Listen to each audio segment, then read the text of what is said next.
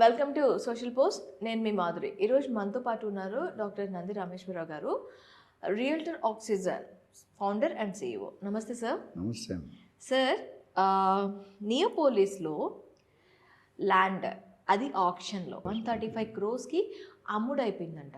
అది కూడా ఆప్షన్లో. దీన్ని ఎలా చూడాలి అంటారు? రేట్లు పెరిగాయని చూడాలి, ఇంకేం చూసేది ఏముంది? మీరు అంటే ఏంటి సార్, ఇది నెక్స్ట్ ముంబైని ఏమైనా బీట్ చేస్తుందా హైదరాబాద్? మీకు డౌట్ ఎందుకు ఉందండి? మీరు ఏదైనా డౌట్ ఉంటే తీసేసేయండి మా ఇంట్లో. 135 second phase, actually 177 crores last 2 months back వెళ్ళింది. అవునా? అవును. ఎక్కడ sir? Rayadurgam knowledge city. Okay. Rayadurgam knowledge సిటీలో 177 crores per acre MSN pharma అనే కంపెనీకి ఉన్నది. ఓకే. ఇప్పుడు కూడా 135 crores వజ్రం infra developers plus MSN pharma కలిపి 10 ఎకరాలు 135 కోట్లు అంటే 1,350 కోట్లు ఇన్కమ్ గవర్నమెంట్. ఓకే. ఇంకా మీకు తెలియని సీక్రెట్ అంటే ముంబైలో నరీమన్ పాయింట్లో రిజర్వ్ బ్యాంక్ ఆఫ్ ఇండియా అనేది 840 కోట్లు ఎకరం కొన్నది. అంతా 840 కోట్లు, 4.17 acres 3,300 కోట్లు కొన్నారు. సో ఇది nothing. Next time 6 months option అయితే 250 కోట్లు అవుతుంది హైదరాబాద్లో. మీ డబ్బులు ఉంటే కొనేసుకోండి, 200 కోట్లు ఉంటే కొనుక్కోవడం బెటర్. 200 కోట్లు అంటే అది ఇప్పుడు 2017 అనాలిసిస్ 42 కోట్లు పర్ ఎకర్ అమ్మారు కేసీఆర్ గారు. 2023లో 100 కోట్లు, 100.75 కోట్లు. నిన్నగా మన 2022 months బ్యాక్ 177 కోట్లు. 2 days బ్యాక్ ఇప్పుడు ఆప్షన్ అయింది 135 crores. అంటే 100 crores అది బెంచ్ మార్క్ అయితే అయిపోయింది. ఓకే. దానికంటే తక్కువ అనే ఛాన్స్ లేదు. ఎక్కువ ఎంత అవుతుంది మన అదృష్టం బట్టి ఆలోచన ఉంటుంది. అంటే 200 అవుతుందా? 200 అయితే పక్కా అవుతుంది మార్చి వరకు. ఒకవేళ ఈ విధంగా పెరిగి మార్చ్ ఆర్ మేబీ ఇంకో 6 months. నెక్స్ట్ ఇయర్ 250 కోట్లు. అంటే రియల్ ఎస్టేట్ ఎక్కడికి వెళ్ళిపోద్ది అన్నది ఆలోచించాలి. సామాన్య ప్రజలకు అందే సూచనలే లేవు, అందనంత దూరంగా వెళ్ళిపోతున్నాయి. ఆకాశం అంత ఎత్తు. నేను చెప్తా కదా, రియల్ ఎస్టేట్లో ఎదగాలంటే భూమాత అంత పేషెన్స్, ఆకాశం అంత ఆశ ఉండాలి. ఆశ అత్యాశకి వెళ్తే పర్వాలేదు మీలాగా, దురాశకి వెళ్తే మాత్రం దుఃఖానికి సీటు. ఓకే. స్కామ్స్ ఎందుకు అవుతున్నాయంటే ఆశ ఎక్కువే స్కామ్స్ అవుతున్నాయి. మనం అక్కడే కొనుక్కుంటాం. డిస్కౌంట్ అనగానే పరిగెడతాం ఎగేసుకొని. Discount is very dangerous word. Okay. ఎక్కడ డిస్కౌంట్ ఉందో అక్కడ చీటింగ్ ఉంటుంది. ఇప్పుడు 2 ప్రాజెక్టులు బెంగళూరు హైవేలో చేస్తున్నారు. ఒక ప్రాజెక్టు గజం 20,000 అమ్ముతున్నాడు, ఇంకో ప్రాజెక్టు గజం 45,000 అమ్ముతుంది. మీరు ఏది కొంటారు? 20,000 కొనుక్కుంటాం. అవును. కానీ అక్కడే తప్ప. 20,000 ఎందుకు అమ్ముతున్నాడు అని ఆలోచన చేయం కదా మనం. అవును. 45,000 గజం 45,000 అమ్ముడు ఒక ప్లాట్ ఒకటికి అమ్ముతున్నాడు. వీడు ఒక ప్లాట్ 3కి అమ్ముతున్నాడు. ఓకే. ఇప్పుడు 60,000 వస్తుంది కదా. సో ఎక్కడైనా మరీ చీప్గా ఇస్తారంటే ఆలోచించాలి మనం. ఇప్పుడు బాగా తగ్గింది, ఒక 10 years బ్యాక్ ఇప్పటికి బాగా తగ్గింది. బట్ ఇప్పటికీ జరగాల్సిన డ్యామేజ్లు జరుగుతూనే ఉన్నాయి. అది మనం కంట్రోల్ చేయలేము. సో నియోపోలిస్ అనేది infrastructure wise centrally located place to Hyderabad. Neopolis అంతే కదా. సిటీకి ఎక్కడుంది? అటు తెల్లాపూర్, కొల్లూరు, ఇటు ఫైనాన్షియల్ డిస్ట్రిక్ట్ ఇవన్నీ చూసుకుంటే మధ్యలో వస్తుంది. Plus high rise. FSI limit లేదు. ఎఫ్ఎస్ఐ అంటే ఫ్లోర్ స్పేస్ ఇండెక్స్. ప్రతి చెన్నైకి, ప్రతి అదర్ సిటీలు, చెన్నై, బెంగళూరు, పూణేకి ఎఫ్ఎస్ఐ అనేది 1:2, 1:3 అని ఉంటుంది. అంటే ఇన్ని ఫ్లోర్ల కంటే ఎక్కువ కట్టకూడదండి. ఇక్కడ మనకి లిమిట్ లేదు, ఎన్ని ఫ్లోర్లు అయినా కట్టుకోవచ్చు. ఆల్రెడీ 60 ఫ్లోర్లు వచ్చేసింది సాస్ క్రౌన్ అని. నెక్స్ట్ 5 సంవత్సరాలు 80-90 ఫ్లోర్లకు ఆల్రెడీ అప్రూవల్స్ అయిపోయినాయి. ఓకే. 90 ఫ్లోర్లు కడుతున్నారంటే నీళ్ళ ప్రాబ్లం ఏమవుతుంది?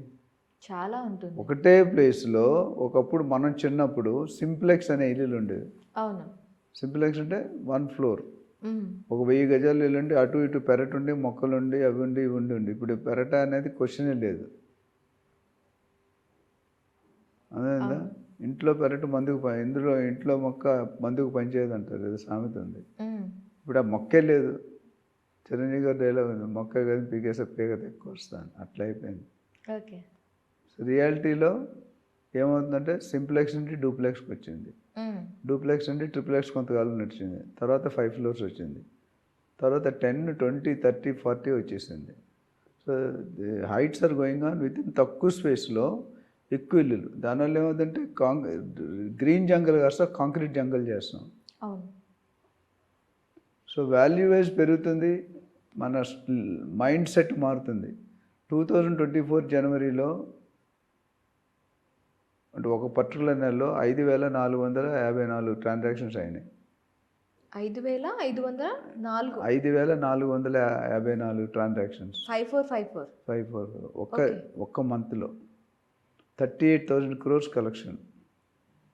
అదే ఎగ్జాక్ట్లీ 1 year తర్వాత 2025 జనవరిలో 5,464 ట్రాన్సాక్షన్లు అయినాయి.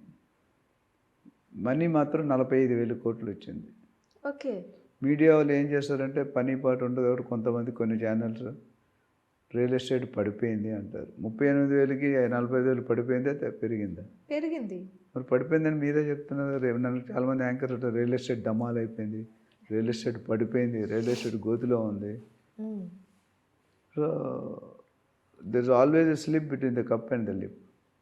ఓకే. ఆ స్లిప్ని పట్టుకునేదే రియల్ ఎస్టేట్ అనలిస్ట్ వాళ్ళంటారు. మేము మాట్లాడేది బేసిక్స్ ఉంటాయి. రియల్ మీకు ట్రాన్సాక్షన్ తెలియాలంటే సబ్ రిజిస్టర్ ఆఫీస్ వెళ్ళి ఒక ఎస్ఆర్ ఉన్నాడండి, ఎన్ని ట్రాన్సాక్షన్లు అయినాయని. వాడు ఆయన ఆఫీస్కి వెళ్తే ఇసుకేస్తారు వాళ్ళని 100 కార్లు ఉంటాయి బయట పార్కింగ్. మరి బిజినెస్ లేకపోతే మూసేయాలిగా ఆఫీసులో. బిల్డర్స్ మూసేయాలి. ఎంతమంది బిల్డర్స్ మూసారంటే లాస్ట్ 1 year 2 yearsలో? ఎవరు మూసేయలేదు. మరి మీరు డౌన్ అయిందన్న క్వశ్చన్ ఎందుకు వస్తుంది? కాకపోతే ఇక్కడ నా ఎక్స్ప్లెనేషన్ ఏంటంటే, ఒక డైరెక్టర్ 6 నెలల్లో సినిమా తీస్తాడు, ఇంకో డైరెక్టర్ 6 సంవత్సరాల్లో తీస్తాడు. 2 హిట్ అవుతాయి. కానీ 6 సంవత్సరాల్లో తీసిన డైరెక్టర్ ఎవరైతే హీరోయిన్ వేరే డైరెక్టర్ తీస్తాడు, దాని తర్వాత అది ఫెయిల్ అవుతుంది. ఎందుకలా? ఎక్స్పెక్టేషన్స్. ఎందుకంటే ఈ 5 సంవత్సరాలు తీసిన డైరెక్టర్ పీక్ లెవెల్కి వెళ్ళిపోతాడు. ఆ లెవెల్ రీచ్ అవ్వడం అందరికీ easy. Elon Musk Tesla owner ఉన్నాడు, ఎవరైనా రీచ్ అవ్వగలుగుతారు వేరే కార్ కంపెనీ వాళ్ళు? లేదు. సో ఆయన లెవెల్ వేరు, ఆయన బ్రాండ్ వేరు. మన ఎవరో 13 సంవత్సరాల అబ్బాయికి 6 కోట్లు నెలకి శాలరీ ఇచ్చి మైక్రోసాఫ్ట్ తీసుకుంది సాఫ్ట్వేర్. అవును. 6 కోట్లు. సుందర్ పిచ్చే శాలరీ ఎంత చెప్పండి? 2,200 కోట్లు సంవత్సరానికి. ఓకే. మనం మొత్తం లైఫ్ లాంగ్ చేసినా ఏ ఛానల్ ఏ కంపెనీ చేయదంత చేస్తుందా? YouTube channel, satellite channel. Sundar పిచ్చే ఇల్లు చూసి దీంట్లో 1/4 రూమ్ ఉండేది. వాళ్ళు ఇల్లు చూడండి చూపించారు యూట్యూబ్లో. But today is nothing. అక్కడ ఇంకొక ఆయన మన సత్యానాడలో హెచ్పిఎస్ స్కూల్, ఆయన సార్లు కూడా దరిదాపులు అంతే ఉంది. సో 2,000 కోట్లు. So it's not that easy. So real estate అనేది, నియోపాలిస్ అనేది ఒక centrally located place where high rise is possible. కాబట్టి బిల్డర్, ఇప్పుడు మీరు చాలామంది తెలియంది 5వ ఫ్లోర్లో ₹1,00,00,000 ఉందనుకోండి ఫ్లాట్. అదే 35-40 ఫ్లోర్లో కొంటే ఏమవుతుంది రేట్ తెలుసా? డబల్ ది ప్రైస్ అవుతుంది. Same floor area, same design, same specification. 30-40 flat ఎందుకు? 2 కోట్లు అవుతుంది. అంటే డబల్ ది ప్రైస్ అవుతుంది. ఎందుకు? Construction cost will go up. పైకి వెళ్తే వెస్టర్న్ కల్చర్. మనకు వచ్చేది ఏంటంటే పొల్యూషన్ ఫ్రీ ఎయిర్, వెంటిలేషన్, లైట్లు అక్కర్లేదు. బట్ ఎప్పుడైనా పవర్ బ్యాకప్ మొత్తం పడిపోయింది అనుకోండి, యూఆర్ అవుట్. అంటే ముసలి ఎవరైనా ఉంటే ఏదైనా కిందకి రావాలంటే 40 ఫ్లోర్లు దిగి రాగలరా? రాలేరు. సో అడ్వాంటేజెస్ అంటే బ్యాకప్ ఉంటే హై స్పీడ్ ఉండే. మలేషియాలో ట్విన్ టవర్స్ అని ఉంది. మా అబ్బాయి బర్త్డే అక్కడ చేసాం 48th ఫ్లోర్లో. 40 ఫ్లోర్స్ కళ్ళు మూసులో వచ్చేసింది కిందకి. ఓకే. High speed lifts. మనం అలాంటి లిఫ్ట్లు పెడితే డబ్బులు ఎక్కువ అవుతాయి. సో దేనికున్న పిండి కొలిది రొట్టి జిత్నా పేడ్ ఉత్నీ హవా. సో రియల్ ఎస్టేట్ అనేది నెవర్ ఎండింగ్ సబ్జెక్ట్, ప్రతి ఒక్కడికి కావాలి. అందుకే నేను జనరల్గా నా సజెషన్లో ఏం చెప్పానంటే, ప్రతి ఫ్యామిలీకి, అదే ఆటో డ్రైవర్ అయినా, ఫిషర్ మ్యాన్ అయినా, ఒక 100-200 గజాలు ప్లాట్ కొనుక్కొని పెట్టుకోవాలి. ఎక్కడో దూరమైనా ఓ 1/4 kg 1/2 kg బంగారం పెట్టుకోవాలి. ఇప్పుడు లేటెస్ట్గా 1/4 kg 1/2 kg సిల్వర్ కూడా పెట్టుకోవాలి. ఎందుకంటే క్వశ్చన్ మీరే అడిగారు లాస్ట్ టైం, స్టాక్లో పెట్టాలా, రియల్ ఎస్టేట్లో పెట్టాలా, గోల్డ్లో పెట్టాలా, బాండ్స్లో పెట్టాలా అంటే డెఫినెట్గా 120% రియల్ ఎస్టేట్లోనే పెట్టాలి. రియల్ ఎస్టేట్కి వచ్చిన లాభం ఎక్కడా రాదు. మురళీమోహన్ గారు 750 రూపీస్ పర్ గజం గూగుల్ ఆఫీస్ ఆపోజిట్గా జైబేరి ఎన్క్లేవ్ అని అమ్మారు. ఈరోజు ఎంత ఉంది? 2.5 lakhs per square yard. 2.5 lakhs per square yard. 750 రూపాయలకి అమ్మాడు ఆయన. ఓకే. ఆయన నా ఫంక్షన్కి వచ్చినప్పుడు ఆయన స్వతహాగా నా మీటింగ్లోనే చెప్పారు ఆయన. ఓకే. వైజాగ్లో 1977లో మా ఫాదర్ 12 రూపాయలు గజం కొన్నాడు. అప్పుడు ఒకటే రోడ్డు ఉండేది హైవే, ఇప్పుడు 6 ట్రాక్ లేన్ అయింది. మా ఇల్లు కూడా రోడ్డుకి దగ్గర అయింది. ఇప్పుడు ఎంత ఉంటుంది రేపు? 12 రూపాయలు 100 సార్లు 1000 సార్లు పెరిగి ఉండొచ్చా? ఈజీగా పెరుగుతుంది, 100 కన్నా ఇంకా ఎక్కువే పెరుగుతుంది. 1,50,000 గజం. గజం 1,50,000. అప్పుడు మా ఫాదర్ 3,600 36 ఇన్స్టాల్మెంట్లో కట్టాడు. 100 రూపాయలు నెలకు కట్టడం చాలా కష్టంగా ఉండేది. ఓకే. అప్పుడు ఆయన చెప్పాడండి ఫ్రెండ్, ఒక 20 ప్లాట్లు కొనుక్కొని. మాకేంది, మాకు ఆల్రెడీ ఇల్లు పిచ్చే టైం ఏదో ఒకటి కొన్నాడు. ఈరోజు 10 ప్లాట్లు కొని ఉంటే ఎక్కడ ఉండేవాళ్ళం? 300 గజాలు ఇంటూ నాకు 1,50,000, 4.5 కోట్లు, 50 కోట్లు వచ్చేది మాకు. ఓకే. 5 కోట్లు కూడా రాలేదు అనుకోండి, వేరే సంగతి, అమ్మేసాం అది. So what I'm saying, real ఎస్టేట్లో ఎవరైనా పెట్టుబడి పెడితే ప్రాపర్ క్లియర్ టైటిల్ ప్రాపర్టీ కొనుక్కొని through professional real estate advisor మాలాంటి వాళ్ళ ద్వారా వెళ్తే మీరు సేఫ్టీ ఉంటుంది. Okay. So Neopolis is going to continue to rise because latest mind set ఏంటి తెలుసా? ప్రజలకి ఆఫీస్ పక్కనే ఇల్లు ఉండాలనుకుంటున్నారు. సో ఒక టవర్లో కమర్షియల్ వస్తే ఒక టవర్లో రెసిడెన్షియల్ వస్తుంది. కార్స్, పొల్యూషన్, ట్రాఫిక్, పార్కింగ్ ఉండవు. ఇంకా బై వాక్ పక్కన ఎదురుగా కనిపిస్తుంది. కొన్ని అయితే కింద ఆఫీసు, పైన ఇల్లు, చాలాగా ఉన్నాయి. Semi commercial, semi residential. So latest mind set అంటే హైయర్ సెగ్మెంట్, లగ్జరీ సెగ్మెంట్. ఇందాక మీకు ఎగ్జాంపుల్ చెప్పా కదా, January 25, January 24 ఎందుకు పెరిగిందంటే అంతకుముందు 50 లక్షల కంటే తక్కువ కాస్ట్ యూనిట్లు ఎక్కువ సేల్ అయినాయి ఫస్ట్ టర్మ్లో. సెకండ్ టర్మ్లో ₹1,00,00,000 నుండి ₹1,50,00,000 యూనిట్లు బాగా సేల్ అయినాయి. Mind set has been shifted from normal to luxury.